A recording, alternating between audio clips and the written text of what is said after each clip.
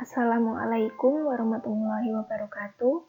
Perkenalkan, nama saya Nurul Azizah, mahasiswa Sekolah Tinggi Ilmu Kesehatan Kendal, Prodi S1 Farmasi semester 4, NIM SK 519029. Di sini saya akan memaparkan mengenai reformulasi suspensi ibuprofen. Video ini dibuat guna memenuhi tugas dari mata kuliah Praktikum Formulasi dan Teknologi Sediaan Cair Semi Padat. Sebelumnya, apa itu suspensi? Jadi, menurut buku Ilmu Meracik Obat oleh Mu'anif halaman 149, suspensi adalah sediaan yang mengandung bahan obat padat dalam bentuk halus dan tidak larut yang terdispersi dalam cairan pembawa. Berikut merupakan macam-macam dari sediaan suspensi yang berdasarkan pada penggunaannya, yaitu ada suspensi oral. Suspensi oral adalah sediaan cair yang mengandung partikel padat yang terdispersi dalam pembawa cair dengan bahan pengaroma yang sesuai dan ditujukan untuk penggunaan oral. Yang kedua, ada suspensi tetes telinga. Jadi, suspensi tetes telinga itu adalah sediaan cair yang mengandung partikel-partikel halus yang ditujukan untuk diteteskan pada telinga bagian luar. Yang ketiga, ada suspensi topikal. Suspensi topikal adalah sediaan cair yang mengandung partikel-partikel padat yang terdispersi dalam pembawa cair yang ditujukan untuk penggunaan kulit. Kemudian yang keempat atau yang terakhir yaitu ada suspensi optalmik. Suspensi optalmik adalah sediaan cair yang stabil yang mengandung partikel-partikel yang terdispersi dalam cairan pembawa, tentunya untuk pemakaian pada mata.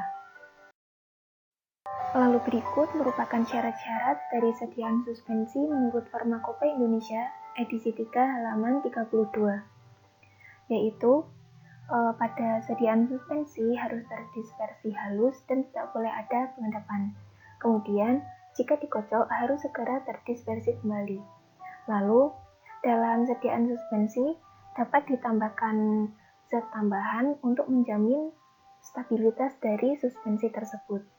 Dan pada kekentalan suspensi tidak boleh terlalu tinggi agar mudah dalam proses penuangan. Adapun keuntungan dan kekurangan dari sediaan suspensi ini. Untuk keuntungannya yaitu 1. Bahan obat yang tidak larut dapat bekerja sebagai depo yang dapat memperlambat pelepasan dari obat. Lalu yang kedua yaitu beberapa bahan obat tidak stabil jika tersedia dalam bentuk larutan lain. Lalu obat dalam sediaan suspensi rasanya lebih enak dibandingkan dalam larutan karena ada rasa obat yang terkandung di dalamnya sesuai kelarutannya. Untuk kekurangannya yaitu 1. Rasa obat dalam larutan lebih jelas. Kemudian tidak praktis bila dibandingkan dalam bentuk sediaan lain, misalnya pulver, tablet, dan kapsul.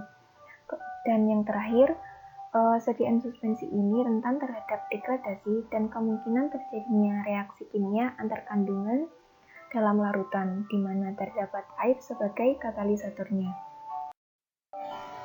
Berikut merupakan formula baku dari sediaan suspensi ibuprofen yang saya ambil dari jurnal yang berjudul Formulasi dan Evaluasi Stabilitas Fisik Suspensi Ibuprofen menggunakan kombinasi polimer serbuk gum Arab dan natrium karboksil metilselulosa.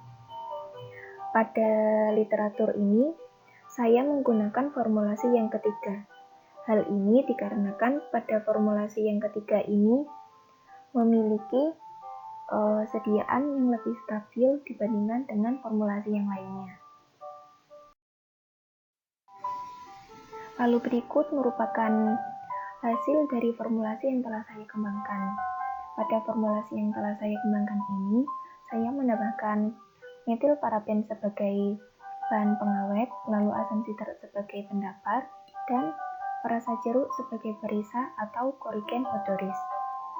Ketiga bahan ini saya ambil dari jurnal yang berjudul Formulasi Suspensi Analgetik Antipiretik Ibuprofen dengan Suspending Agent gum Arab dan CMCNA. Pada formulasi yang telah saya kembangkan ini, saya menggunakan ibuprofen sebagai zat aktifnya. ibuprofen sendiri mempunyai efek analgetik dan antipiretik. Kemudian, untuk suspending agent-nya, saya menggunakan kombinasi antara NaCNC dan gum Arab.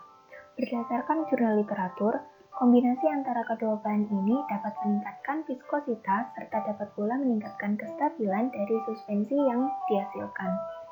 Lalu untuk kosolvelnya yaitu ada propylen glikol yang dapat menurunkan tegangan permukaan bahan dengan air atau sudut kontak dan dapat meningkatkan disperse bahan yang tidak larut.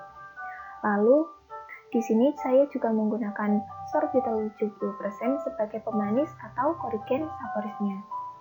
Penggunaan sorbitol ini selain tidak menimbulkan efek toksik, juga aman dikonsumsi oleh penderita diabetes mellitus serta diet rendah.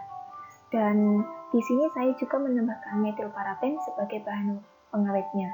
Penambahan metilparaben ini selain dimaksudkan untuk memperlambat pertumbuhan mikrobakteri, juga dimaksudkan agar sediaan ini dapat dikonsumsi juga oleh pasien penderita diabetes mellitus karena kadar gula pada metilparaben ini tidak terlalu tinggi. Selanjutnya ada asam sitrat sebagai pendapar. Penambahan asam sitrat ini dimaksudkan untuk mengatur pH, meningkatkan kestabilan dari suspensi, memperbesar potensial pengawet, serta untuk meningkatkan kelarutan. Lalu pada formulasi ini saya juga menambahkan perisa jeruk sebagai perasa.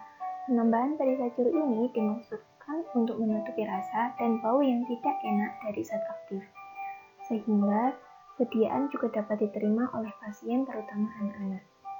Pada formulasi ini saya juga menggunakan Sunset Yellow sebagai pewarna. Sunset Yellow ini digunakan sebagai pewarna dengan maksud agar tampilan dari sediaan suspensi lebih menarik. Dan yang terakhir yaitu ada Aquades sebagai pendispersi. Aquades di sini digunakan sebagai zat pendispersi atau fase eksternal dari suatu sediaan. Cukup sekian video yang dapat saya sampaikan. Sebelumnya mohon maaf apabila terdapat kekurangan serta kesalahan dalam pengucapan tutur kata. Terima kasih. Wassalamualaikum warahmatullahi wabarakatuh.